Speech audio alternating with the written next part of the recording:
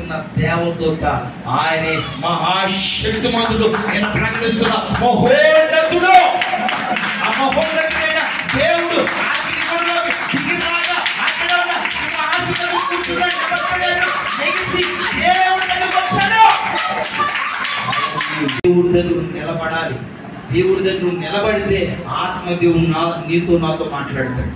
అందుకే ఆత్మదేవుడికి మనము ఎంత వినయము విధేయత కలిగి మనం ఉంటాము, ఎంత భక్తి కలిగి భయం కలిగి మనం నడుస్తామో మన శ్రమలన్నింటిలో తప్పించడం ఆ దేవుడు చాలినవాడు.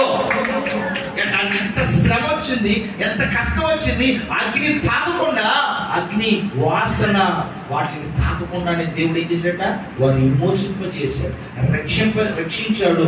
ఆ అగ్నిగుండంలో పడకుండా మన దేవుడు ఏం చేశాడట, బయటికి రప్పించాడు. ప్రియ సహోదరి సోదరుడు జాగ్రత్తగా 2000 సంవత్సరాల క్రితము నీ కోసము నా కోసం కూడా యేసుక్రీస్తు ప్రభువు భూమి రావడానికి కారణం తెలుసా? నీ పాపము చేత అపరాధం చేత నువ్వు చేసిన దోషములు పెట్ట నువ్వు చచ్చిపోవలసిన నిన్ను అగ్నిగుండంలో పడకుండా ఆయన అగ్నిగుండకు అడ్డంగా వచ్చి నిన్ను నన్ను నిలబెట్టి వచ్చి ఆ ప్రభావం వెళ్ళిందని చెప్పి తెలిసిన తర్వాత అక్కడ ఉన్న అందరినీ కూడా నిలిపేసి ప్రభు అన్నారు, నన్ను ఎవరో తాకారు అని అన్నప్పుడు అక్కడ సీమోను అంటారు, అయ్యా ఎవరు తాకితే జనం ఎవరు గ్రహించగలము అని అన్నప్పుడు ఆ వ్యక్తి విని గ్రహించి భయపడి ఒడిగి సాగిలపడి తన జరిగిందంతా కూడా ఎవరించి చెప్పిన తర్వాత యేసు ప్రభు ఏమన్నాడో 33వ వచనం, అప్పుడు ఆ స్త్రీ